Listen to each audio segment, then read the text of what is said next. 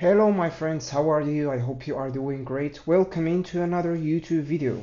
So my friends, in the last video we have dived into the importance of an operating system and especially Linux and why Linux it is widely used by all programmers. Programmers, it is used to operate servers, and my friends, this is thanks to its security. It is a very rapid operating system. So now my friends, we're gonna dive into one of the backbones or the cornerstone of Linux, which is the kernel, and thanks to it Linux is able to operate this way. So let's dive into that, my friend. And my friend, now I'm connecting my tablet to my laptop so I can provide you with some visual explanation that will help us to break down complicated things. So my friend, the kernel, my friend, it has a wide range of tasks that it is performing in Linux, and we're gonna outline just the most important ones. The first one, which is process management. Process management. So my friend, what is a process? Firstly, process is an app that you have in your laptop that include an interface or something like that. It might be a browser, a spreadsheet or something like that. So another thing, my friend, which is now I provide you with how the kernel it is able to handle the process management. So my friend, my question for you, have you ever wondered how a one-core CPU is able to handle multiple apps at the same time that are working simultaneously? Yeah, me too. But now I really have a good understanding about how this is done thanks to the kernel. So my friend, let's imagine that here is our screen and we are opening two apps, a browser and spreadsheet. How a one-core CPU is able to handle all this load at the same time. So my friend, a one-core CPU is able to do that through something that is called context switch. So what is context switch, my friend? The CPU, it will load into it the first process.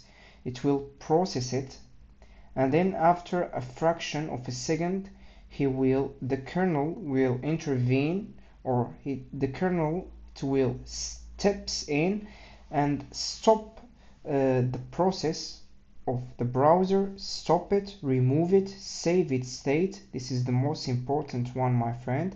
Save its state, and then bringing the second process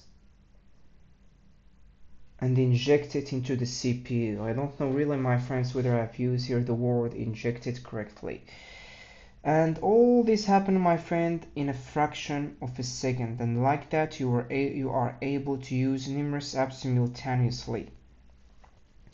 And after, my friends, the kernel then brings in the saved state of the browser and then inject it to the CPU and so on. Now we're going to talk about the second role of the kernel in Linux. The kernel, my friend, it also handles memory management. As you know, my friend, memory it is a crucial part of operating systems, and without it we wouldn't be able to save our data and things like that. So also, my friends, I will draw a CPU, a screen that involves two apps, app 1, app 2, and then, my friends, we're gonna have a memory, which is the new component here in this drawing. So how the kernel, my friend, is able to manage the memory of the app? The kernel, my friend, it assign a virtual, we call it a virtual memory into an app, and this virtual memory, it is just tricking, or it is just an illusion that make the app thinks that it is owning the whole memory. But after this memory, it is translated by the MMU, this virtual memory, it is translated by the MMU into a physical memory.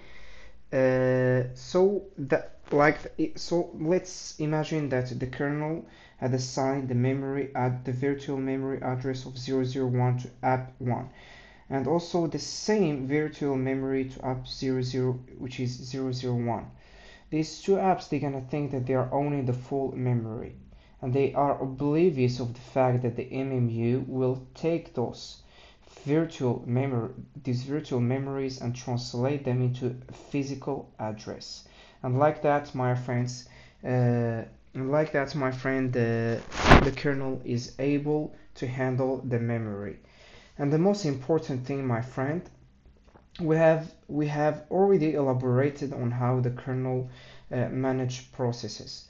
So now, my friends, when the CPU finishes handling or processing the first app, it must also stop pointing to its physical address and move and point into the second the physical address of app 2, because if he doesn't do that, some very bad things it might occur.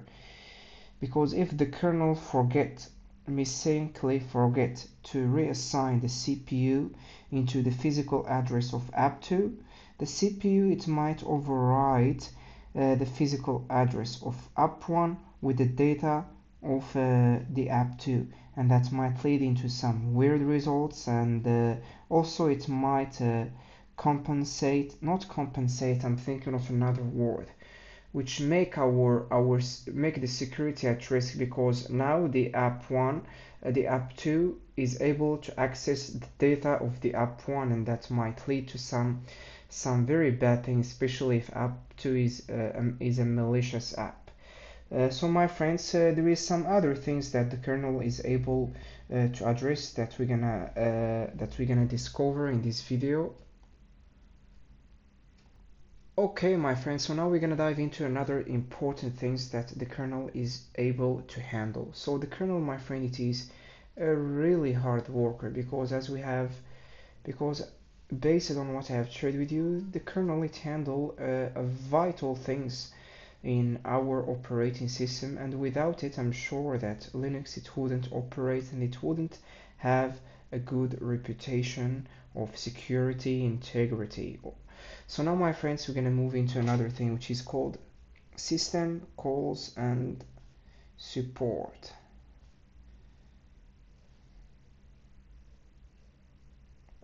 Okay, so what is, my friend, system calls and support? It is one of the most important things that the kernel handle. I really need to think of a synonym of the word handle, because I should have said take care of. Take care of. This is one of the most important things that the kernel take care of, because, my friends, let's imagine that we have opened the shell. Here is it, a terminal that involves the process shell. And my friends, who are trying to understand the system calls and support, that had really enabled me to understand the difference between a process and a program, because there is a very big difference between the two words, and there is some people who are using this word interchangeably. Why there is a huge difference between these two? A process, my friend, it is like a container, and a program, it is the things that are being executed inside the container. An analogy that will enable you to drive this home: you can think of a program as like a recipe, and the process is the chef which is cooking the recipe. I hope now that you have understood the distinction between the process and the container, because we are required to understand the difference between the two in order to understand system calls. So, my friend, when we open the shell, the first thing the shell does is to call the fork, which is a system call. And when we call the fork, the kernel takes the main process, makes a copy of it that is called the child process. So now we have a copy of the main process that is called a child, And then if we execute a program which is ls, as I have already told you, my friend, the ls, it is the recipe or the program that's going to be executed inside the container. When we're going to execute the ls, which is the program inside the new processor, the child, it will call exec ls. Okay, so my friend, I hope that you have understand, that you have a clear understanding of how this sophisticated process is done behind the scene. So my friend, the main purpose behind this, like copying the main process and then the child executing the program inside of it, is to keep the main process running. Because as you know, my friends, if we don't have a copy of the main process, if we try to execute the ls in the main shell, it is inevitable or a foregone conclusion that it will disappear. I don't know whether I've used here a foregone conclusion, which is to mean inevitable, something that is bound to happen. So that's it, my friend. This explanation, they are really great because they enable me to understand things deeply, thoroughly, not just shallow or surface level, and also to practice explaining and to practice my English. Okay, so now my friends, we're gonna dive into another chapter, which is user space. So my friends, user space, it is the place in where processes are executed. And as you know, my friend, or as we have covered in previous chapter, is that each user space, it has its devoted area in the memory, so that applications or processes can't access the data of another process. And you know, my friends, each in user space, there is multiple layers. So there is, my friends, there is three layers. The lowest layer, my friend, it can involve network configuration, and it is the layer closest to the kernel. So it is handling basic things in the background. And the second layer, which is the middle layer, it can have the DNS configuration and things like that, and it might be relying also on the layer that is below it. And the top layer, my friend, which is the layer it is the layer that enable the user to interact with the device. It can involve a browser, a spreadsheet, and things like that. And also, my friends, a browser, it can get the DNS from the lowest level and so on. But you know, my friends, the lowest level, it can provide information to the top layer. And that's it, my friend. We have reached the end of this video. I hope that you have a good understanding about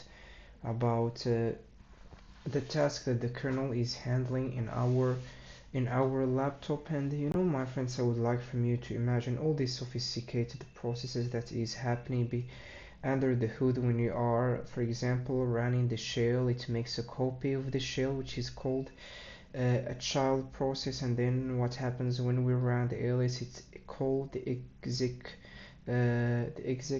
method that run the ls, and then the child, it is erased without interrupting the main process, which is the shell.